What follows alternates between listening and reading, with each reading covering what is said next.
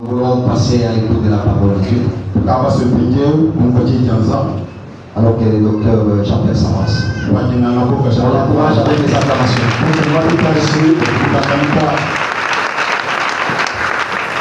Amen. Amen. Que Dieu vous bénisse. Je suis particulièrement dans la joie parce que Dieu m'a mandaté pour que je puisse t'apporter son message. Amen. Dieu veut te parler ce matin, bien-aimé.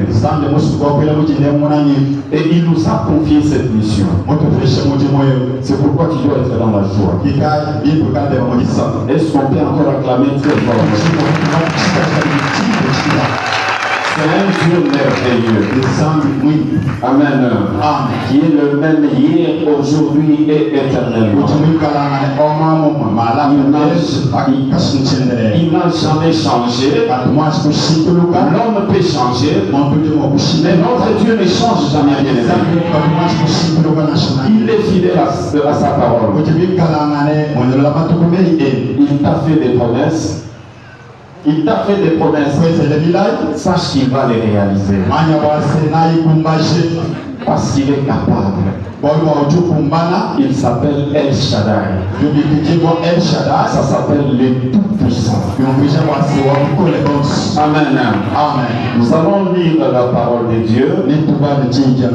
Nous sommes dans le livre de 1 roi. 1 roi, le 17e chapitre. Nous allons commencer à partir de verset 8.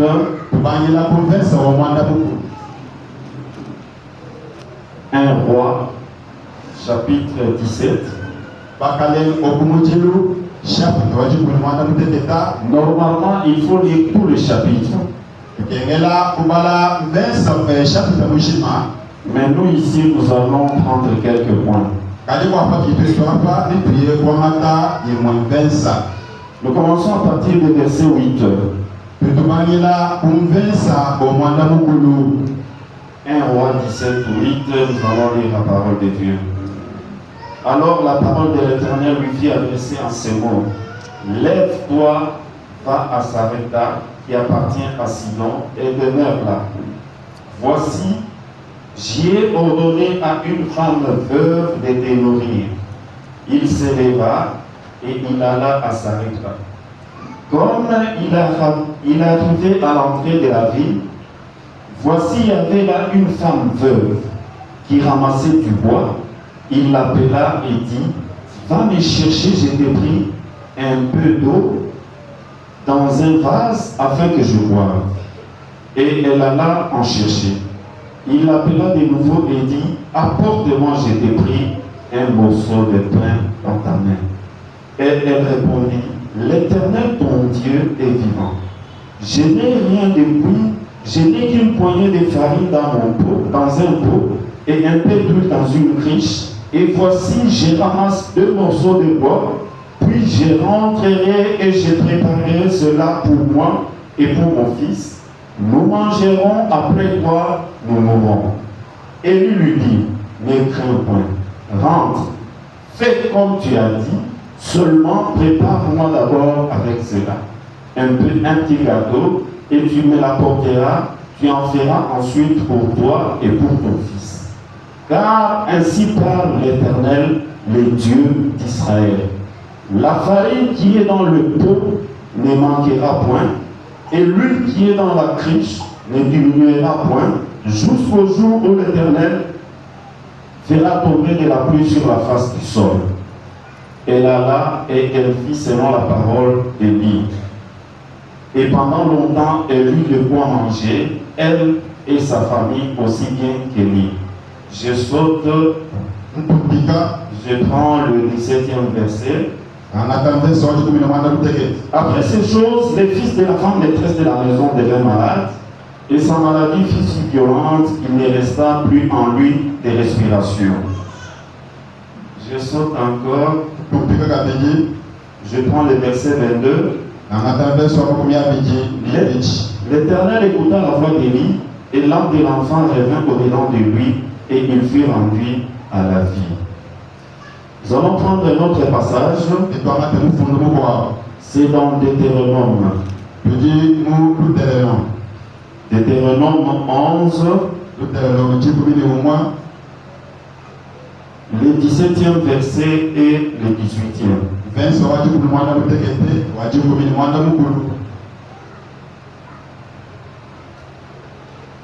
Deutéronome 11, 17, nous lisons la parole de Dieu.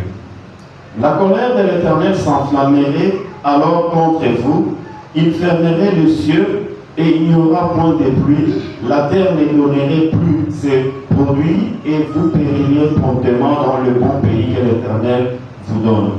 Mettez dans votre cœur et dans votre âme ces paroles que je vous dis, vous les liserez comme un signe sur vos mains et elles seront comme des frontaux entre vos yeux. Pour terminer, nous allons prendre Jacques 5, le verset 17. Nous lisons la parole de Dieu. Élie était un homme de la même nature que nous. Il pria avec instance pour qu'il ne pleuve point. Et il ne tomba point de pluie sur la terre pendant 3 ans et 6 mois. Amen. Amen. Nous allons prier. Seigneur Dieu, nous te recommandons ce temps de la parole entre tes mains.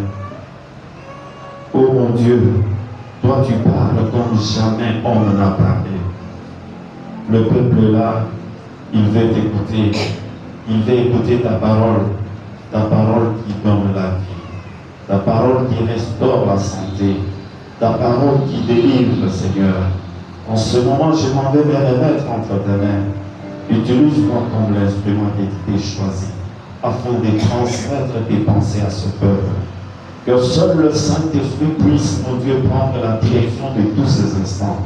Merci, mon Dieu, parce que tu seras avec nous. Dieu est un Dieu fidèle. Au nom de Jésus, nous avons ainsi prié. Amen. Amen. Amen. Amen. Notre thème est intitulé Lève-toi, va à Sarepta. Lève-toi et va à Sarepta. Cette parole, c'est Dieu qui la prononce. Dieu est en train de s'adresser à son serviteur Élie. Il lui dit, lève-toi. Bien-aimé, dans la Bible, quand on parle de lève-toi, c'est une phrase qui introduit l'action qui doit suivre. Dieu s'adresse à Élie. Il lui dit, lève-toi. Va maintenant à Sarepta.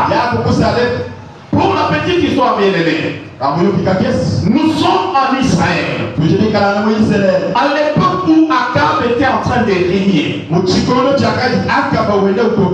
Akab qui était roi, il a violé les commandements de Dieu. Il est allé prendre une femme païenne. Et vous savez, Dieu aime que nous puissions nous marier entre nous, ses enfants. Un chrétien ne peut que marier un chrétien. Le mariage n'est pas une croisade d'évangélisation. Pour que toi, chrétien, tu te dis, je vais aller prendre une femme païenne. Non, bien aimé, ça ce n'est pas la volonté de Dieu. Et ceux qui ont fait ça, ils ont pleuré. Mon frère, ma soeur qui est encore célibataire, je pense que ça c'est un avertissement pour toi. Ne t'hasarde pas à faire ça. Il ne faut pas avoir d'autres critères. Parce que pour le moment, les hommes aiment ce qui frappe aux yeux. Vous entendez, certains disent, moi j'aimerais avoir un mari qui a beaucoup d'argent. Un mari qui est comme ceci. Un mari qui est présentable. Bien aimé, tout ça c'est rien. Il faut le faire selon la volonté de Dieu. Akab est allé prendre une femme païenne. La femme qui adorait le Dieu des Baals. La conséquence c'est quoi? Akab est tombé dans l'idolâtrie. Non seulement Akab, il a poussé tout Israël dans l'idolâtrie. Tous les pays commençaient à adorer les dieux des Baals et les dieux d'Astarté. Et tout ceci était contraire à la volonté de Dieu. Chaque fois qu'il y a un péché, chaque fois qu'il y a un péché dans la vie d'un homme, Dieu suscite toujours son serviteur pour t'avertir, pour te dire que tu es dans une mauvaise voie. Je ne sais pas pendant ces temps bien-aimés, tu es dans quelle voie? Est-ce que tu es sur la voie des dieux? Est-ce que tu fais le commandement des dieux? Si tel n'est pas le cas bien-aimé, Dieu est en train de t'avertir. Amen. Parce que Dieu ne laisse jamais le péché impuni. Dieu ne laisse jamais le péché impuni. Et on ne se moque jamais de Dieu. C'est qu'un homme aura semé, il les moissonnera. Et dans tes actes, tu es en train de s'aimer. Tous les actes que nous posons, tout ce que nous sommes en train de faire dans notre vie, c'est une semence. Et quand ça va croître, quand la semence va produire, sois prêt à manger le fruit. Akab a plongé tous les pays d'Israël dans l'idolâtrie. Et ça n'a pas plu à Dieu. Dieu a suscité Élie. Élie s'est présenté devant Akab. Et Élie va lui dire, il n'y aura ni pluie, ni rosée, sinon à ma parole. La sécheresse a été frappée en Israël. Il y a eu la sécheresse bien-aimée. Pendant 3 ans et demi, ils étaient dans la sécheresse. Pourquoi? À cause de l'idolâtrie. Amen. Amen. Il y a eu aussi un temps d'idolâtrie dans le pays, en RDC. Si vous regardez à l'époque de Mobutu, les gens chantaient pour lui. Les gens dansaient pour lui. On l'appelait même Seko. Pour lui dire qu'il est éternel. Il a régné pendant 32 ans. Il a poussé tous les pays dans l'idolâtrie. Évitez de tomber dans l'idolâtrie. Quand tu prends quelque chose, tu prends quelqu'un, tu le places à la place de Dieu. Ça c'est l'idolâtrie. Amen. Amen. Ne prends jamais les honneurs, la louange, l'adoration, qui sont des choses réservées à Dieu. Dieu le fait pour un homme.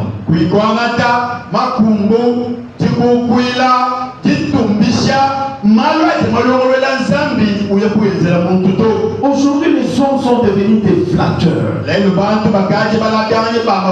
Et aujourd'hui, regardez le pays, l'état dans lequel nous nous retrouvons. Nous avons voulu flatter un homme parce qu'il a régné pendant 32 ans. Regardez la RDC dans quel état nous nous retrouvons. Un pays très riche. Le sous-sol est rempli de minéraux. Nous avons un bon climat. Nous avons beaucoup de cours d'eau. Mais les Congolais, c'est un peuple le plus pauvre. Les Congolais mangent très mal. Les Congolais, c'est un peuple qui vit avec moins de $1 par jour.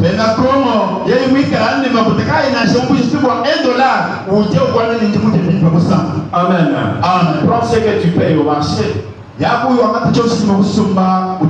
et calcule. Fais la division sur le nombre de gens qui vont manger. Amen. Tout ceci pourquoi? Parce que nous étions dans l'idolâtrie. Et aujourd'hui nous commençons à nous plaindre. Les Rwandais nous agressent. Un petit pays, mais qui est bien organisé. Face à un grand pays comme la RDC, avec toutes les richesses que nous avons, avec tout ce que Dieu a mis dans ce pays. Mais regarde l'état d'un Congolais. C'est un peuple qui n'a pas d'honneur. Un peuple qui souffre. Un peuple qui est misérable. Qui réside sur un sol très riche. Les autres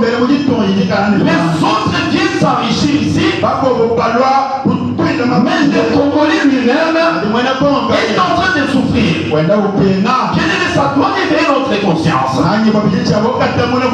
Tout ceci c'est à cause de quoi? De l'idolâtrie. Quand vous commencez à adorer un homme, même si l'homme t'a donné quelque chose, dis-lui merci, c'est suffisant. Il ne faut pas l'adorer.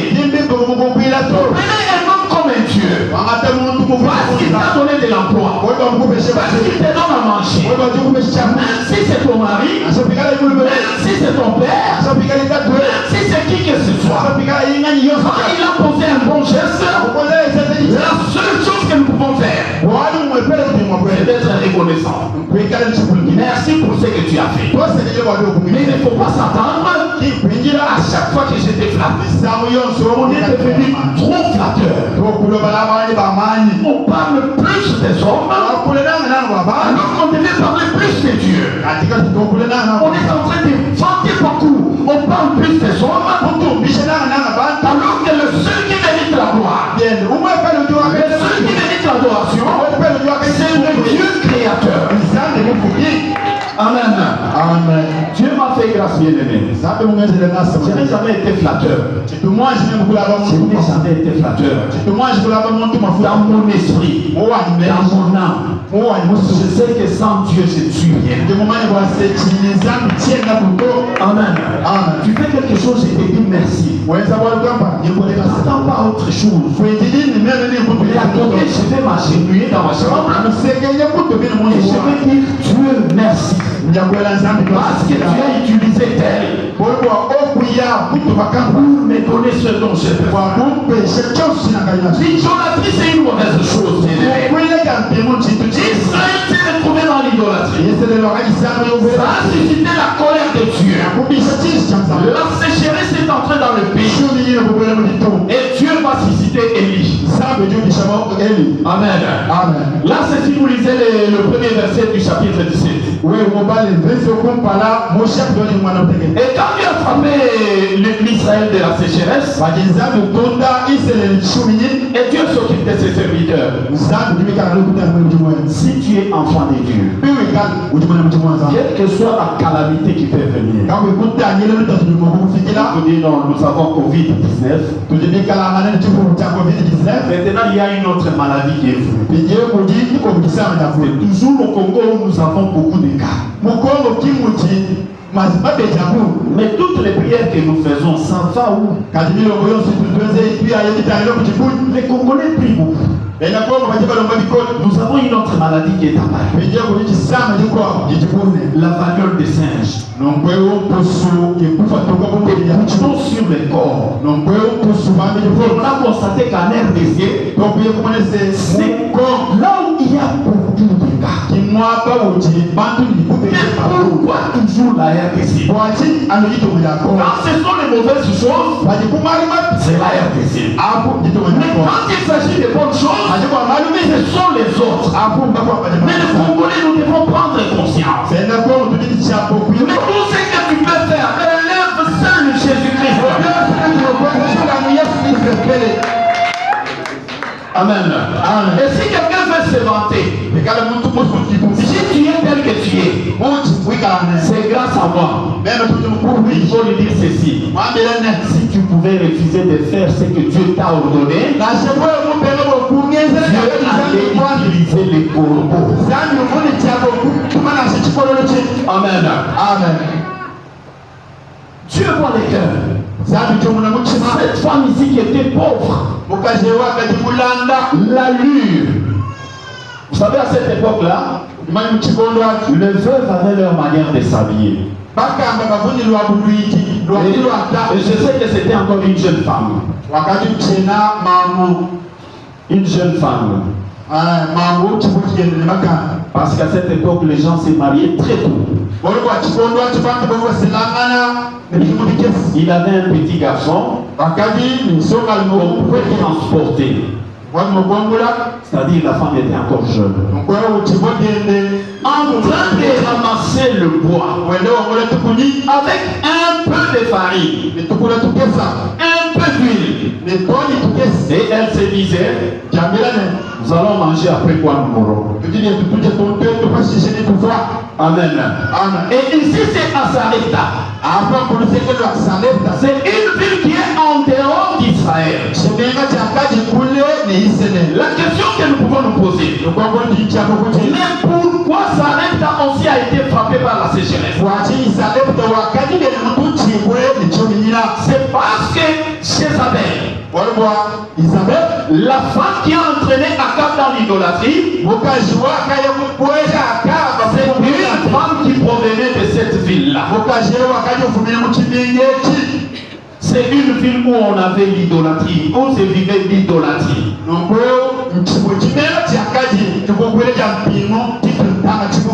Et Élie, comme étant un homme averti, il va dire à cette femme, donne-moi de l'eau. La femme va accepter. Élie va encore ajouter, donne-moi du pain que je puisse manger. C'est là où la femme va maintenant s'ouvrir. Elle va lui dire, je n'ai rien.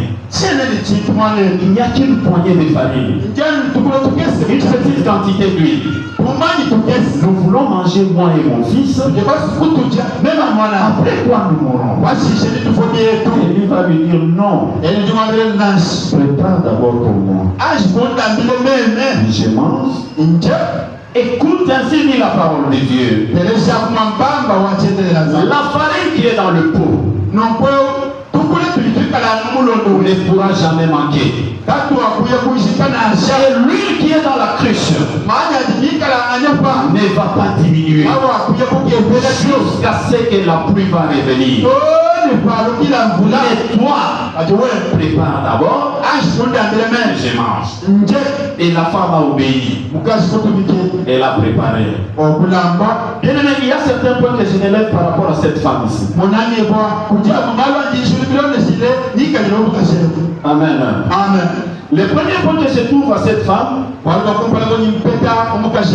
c'est l'hospitalité. L'hospitalité. Savoir accueillir les visiteurs. C'est une qualité bien aimée. Surtout les mamans. Il y a de ces femmes, Elle est en train de préparer. Elle voit seulement quelqu'un apparaître. Tu vois seulement les visages changer. Pourquoi? Parce qu'il y a à manger. Toi, tu arrives aussi à l'improviste. Toi, de ton côté, tu te dis, ah, gloire à Dieu, si j'arrive au moment où on prépare.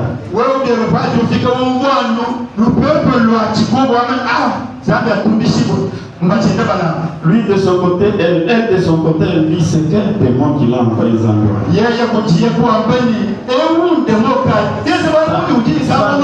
ça ne va même pas nous convenir.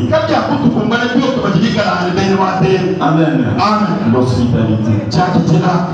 Il y en a, elle peut même te servir, mais avec colère.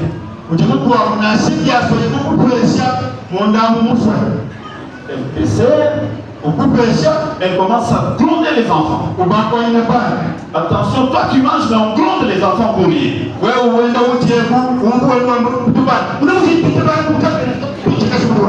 Sache que là, ça ne va pas. Quand elle dit peut-être qu'elle était au début de la cuisson, on va changer seulement la version. On s'est dit non, on voulait seulement laver les enfants. L'eau qui bouillait déjà, on dit on fait laver les enfants. Parce que toi tu es arrivé. Il est 14h, il fait très chaud, et on veut laver les enfants l'eau chaude. Parce que toi tu es arrivé. On ne veut pas que tu manges. Tu es venu perturber. Et toi, si tu arrives dans cette famille-là, avec de longues causeries, intérieurement, c'est qu'est-ce que tu ne peux pas partir. Tu commences avec la politique, tu rentres dans les histoires de l'église, tu rentres dans les affaires de ton quartier, et en fait, attendre, c'est pas qu'on prépare. Mais ça, ce n'est pas une qualité. Donne qu'il mange. Dieu lui-même sait. Et cette femme ne c'était pas facile. Parce qu'imaginez-vous, il n'y avait pas d'eau. Quelqu'un que tu ne connais pas. Peut-être que vous pouvez remarquer que c'est un prophète. Parce que le prophète avait la manière de s'habiller. Il lui demande de l'eau. Vous pouvez peut-être lui dire, mais tu es fou quoi. Est-ce que tu vois qu'il a plu pour que tu viennes me demander de l'eau? Mais la femme là, c'était une femme en qui avait l'hospitalité. Dans la Bible, on nous dit ceci. Avec l'hospitalité, il y a des gens qui ont logé les anges dans leur maison.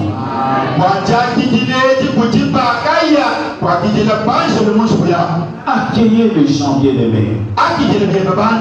Il faut être dans la joie de partager ton repas. Ne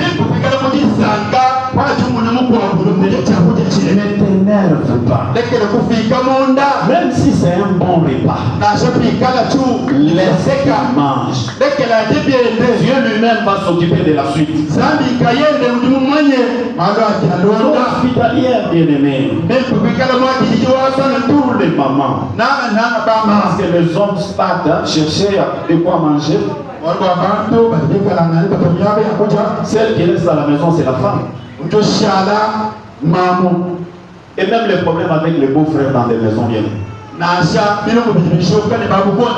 On te prend en mariage. Ton mari a plusieurs petits frères. Quand ils viennent à la maison, c'est beaucoup. Donne à manger. Et ils vont encore t'appuyer. Quand ils viennent, donne à manger. La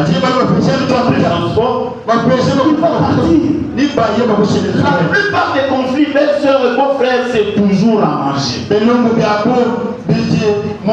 La femme ne veut pas libérer.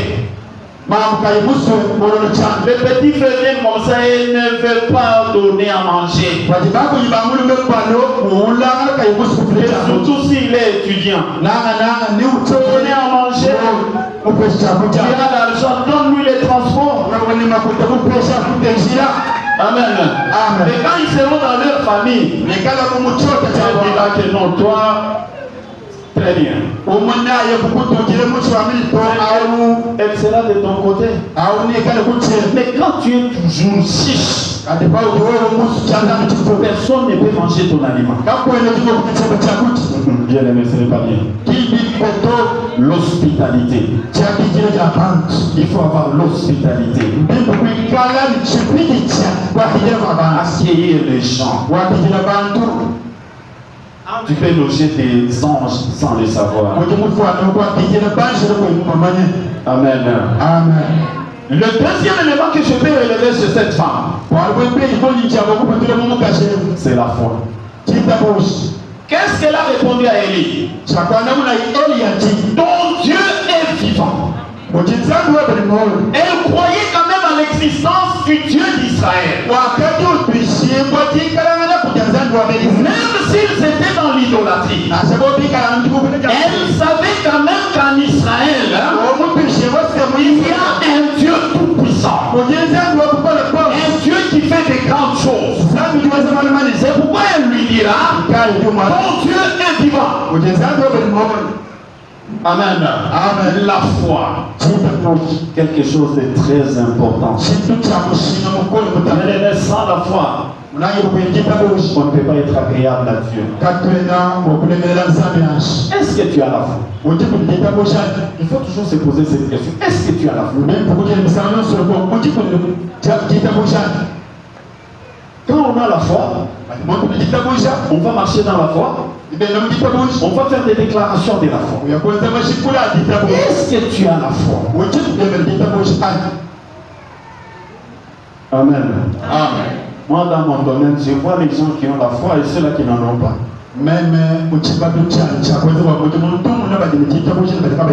Quand vous prenez les paroles des médecins plus que les paroles de Dieu,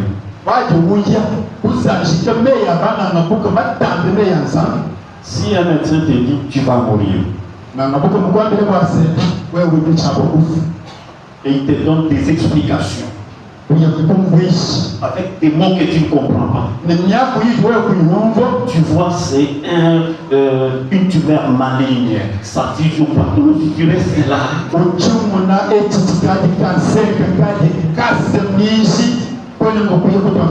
Et le pasteur vient, il fait aussi la prière.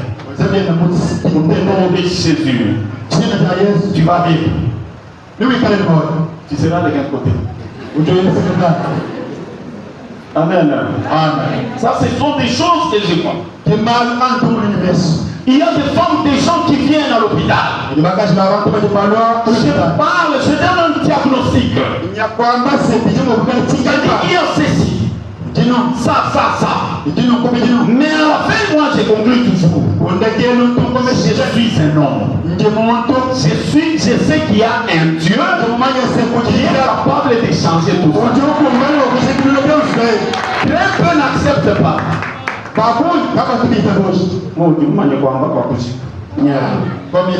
C'est déjà fini. Il n'y a rien. Très découragé. Même si vous arrivez, vous faites la prière. Parce qu'on lui a dit. À l'hôpital, vous croyez à ça. Ce sont des petites choses qui peuvent te décrire le niveau de ta foi. Je prends encore un exemple. Un sorcier que tu connais très bien. Tu sais qu'il a déjà tué plusieurs personnes. Il te dit, tu verras. Et tu viens à l'église. Les anciens prient. Il te dit, tu es là. Tu seras de quel côté? Amen. Amen. Ça, ce sont des choses qui, à mon âge, qui doivent t'aider à élever, à connaître ton niveau de foi.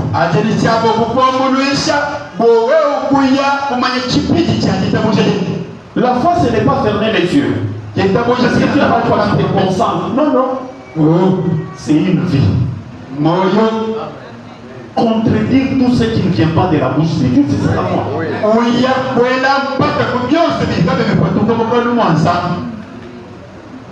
J'ai déjà donné ce témoignage, bien aimé. Cette année, un papa, occultiste. Vous connaissez les occultistes? Rose 3, franc-maçon, et ainsi de suite. Il vient avec sa femme. J'ai déjà parlé de ça. Sa femme meurt. Il dit, c'est toi, docteur. Moi, je n'étais même pas là. J'étais chez moi à la maison. Comme tu n'étais pas venu, il faut qu'on t'arrête. On va t'arrêter. Et tout le monde qui parlait de ce papa-là, docteur, ce papa-là est terrible. Hein? Et lui-même dit, même si on ne t'arrête pas, il y a plusieurs justices. Le diable vient pour intimider. Il va m'accuser. Vous avez entendu? Je n'ai pas tremblé. J'ai dit à mon avocat, si consciemment j'étais fautif, j'allais fuir. Je prends les billets qui demande des congés. Comme je sais que je n'ai pas de problème, je n'ai pas touché à sa femme. Les autres qui ont touché. Elle est morte. Et il se disait quoi? Le docteur doit me payer $100 000. $100 000. C'est comme ça les agents des ténèbres. Il fait un problème sur toi. Il doit avoir $100 000. Et j'ai été acquitté. Chaque jour, je me levais. Je disais, toute langue qui s'élèverait en justice contre moi. Amen. On m'a acquitté. Et je suis là. Amen. Ça c'est la foi. Amen. Ce n'est pas avoir peur. Aie confiance en tes prières. Toi-même tu pries. Toi-même tu bouges tes prières. Tu sens que ça ne suffit pas.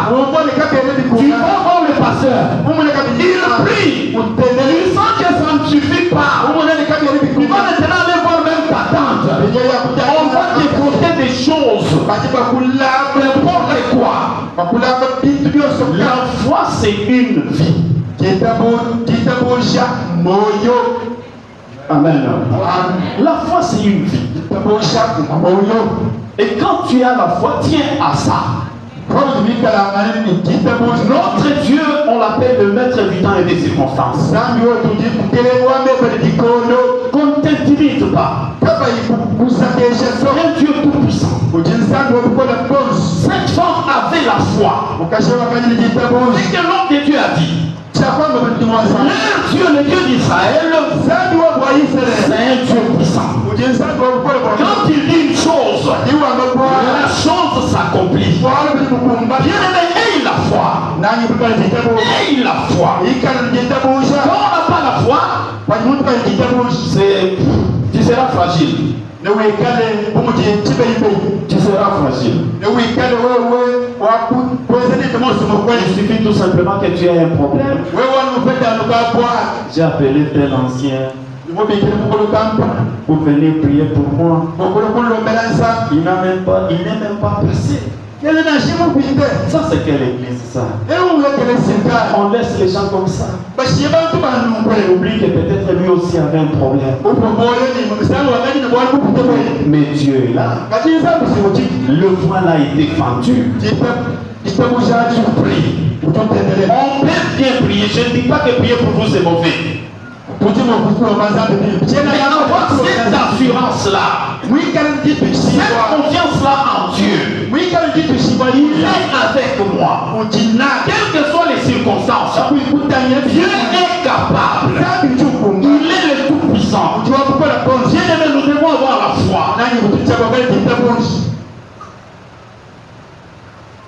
La foi, c'est une très grande chose. Un grand thème. Et Dieu veut que nous ayons la foi. Parce que sans la foi, il est impossible de lui être agréable. Dieu utilise les hommes et les femmes de foi. Amen. Même quand c'est rouge, ça va aller. Amen. Même si tout est noir, on a donné des conclusions. On t'a dit ceci. Et seulement la foi. Amen. Parce que même la Bible dit quoi? Mieux vaut la fin que le commencement. Mieux vaut la fin que le commencement. Nous voulions que le commencement soit aussi meilleur. On t'a prophétisé, tu auras beaucoup d'argent. Dans ta tête, tu dis oui, d'ailleurs j'ai mon frère en Europe, il va m'envoyer l'argent. C'est la foi. Parce qu'il est en Europe. Ça, ce n'est pas la foi. Ça, ce n'est que l'espoir. Parce qu'il est mon frère en Europe. Mais la foi, c'est j'aurai l'argent parce que Dieu a dit. Il peut utiliser n'importe qui. Mais comme c'est Dieu qui a parlé, c'est sûr que j'aurai l'argent. Amen. Un autre point que nous allons retenir sur cette femme, c'est l'obéissance. Obéissance. Elle a obéi. Prépare d'abord pour moi. Je mange. Je viens de très loin. Que je mange. Toi aussi tu vas manger. La femme a obéi. L'obéissance bien-aimée. Obéissance à la parole de Dieu. Obéissance à nos parents. Bien-aimé, il faut être obéissant. Nous devons obéir à notre Dieu. Les enfants, il faut obéir aux parents. Il y a une bénédiction là-dessus. Il faut être obéissant. Parce que dans l'obéissance, il y a une récompense, une bénédiction. Il y a ça. Obéir à Dieu. Quelles que soient les circonstances. Quand on n'est pas obéissant, bien-aimé, tu n'es pas obéissant. Bien-aimé, ne t'attends pas à quelque chose de bon. Elle avait obéi aux paroles d'Élie. Elle a préparé. Elle a donné à Élie. Et après ça, elle aussi a eu de quoi manger. Beaucoup de nourriture. Un autre point, c'est l'amour. L'amour. Cette femme avait l'amour. Il y a des gens, même s'il a tout, il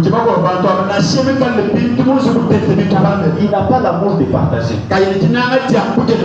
Il veut seulement que les autres souffrent. Il a la possibilité d'aider quelqu'un. Il ne peut pas le faire. Parce qu'il n'a pas l'amour. Cette femme avait l'amour. C'est pourquoi elle a dû même accepter la présence de l'homme de Dieu dans sa maison. Est-ce que tu as l'amour, bien-aimé? Ça, c'est encore un autre point. L'amour. Tu aimes seulement ceux-là qui t'aiment. La Bible nous dit, nous devons aimer même nos ennemis. Tu sais que celui-là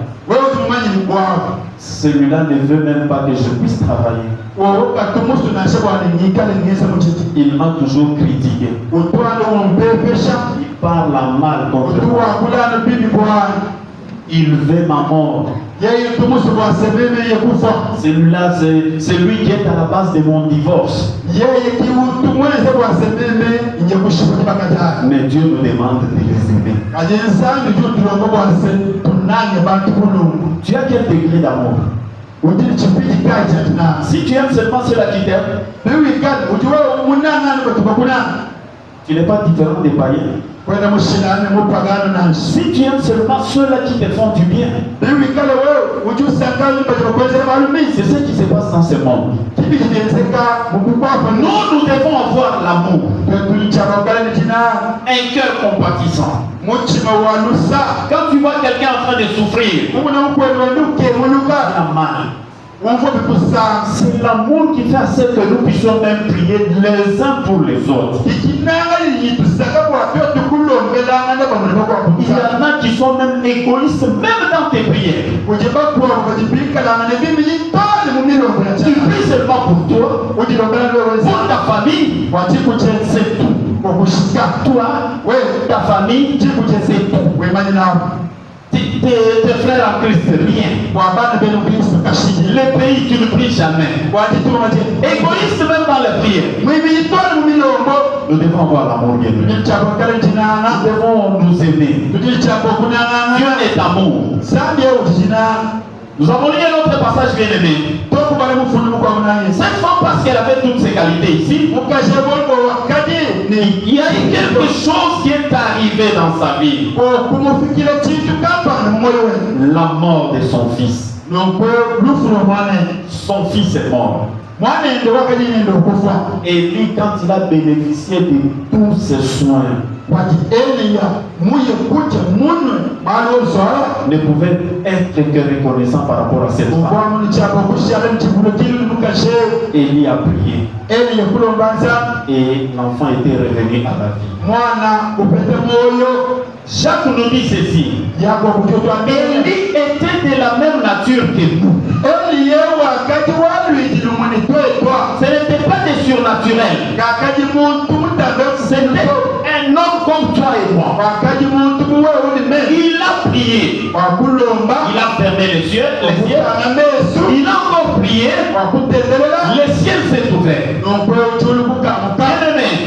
C'est pour dire ce que Élie avait fait. Nous pouvons aussi le faire. Son secret était quoi, Élie? C'était quelqu'un qui se tenait dans la présence de Dieu. Tu te tiens dans la présence de Dieu combien de fois? Est-ce que tu es en permanence en présence de Dieu? C'est quelqu'un qui écoutait la parole de Dieu. Nous devons aimer la parole de Dieu. Et son dernier point bien aimé, Élie était un homme de prière. Il aimait la prière. Prier sans cesse. Les matins, tu pries. Tu arrives à ton lieu de travail, tu pries. Quand tu vas quitter ton service, tu pries. Quand tu voudras manger, tu pries. Avant de dormir, tu pries. Avant de faire un voyage, tu pries. Avant de faire n'importe quoi, tu pries.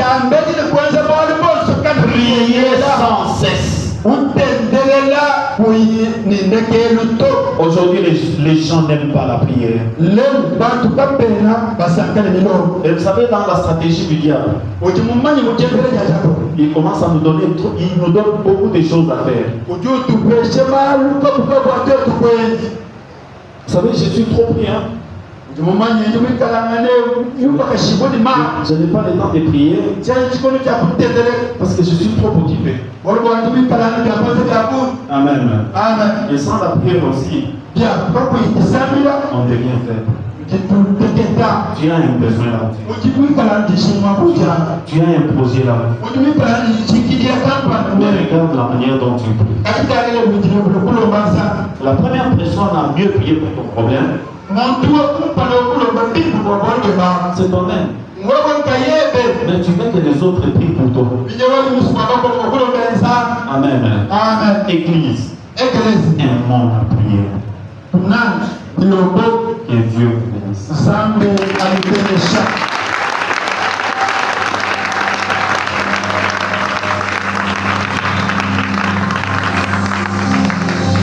Est-ce qu'on peut encore très bien acclamer?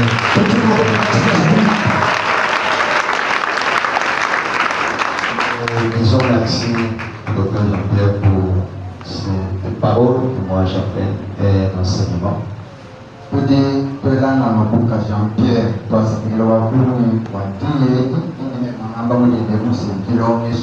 Lève-toi, vois à Sarepta. Et le Seigneur vous bénisse. Nous allons offrir la vie. On va offrir au Seigneur.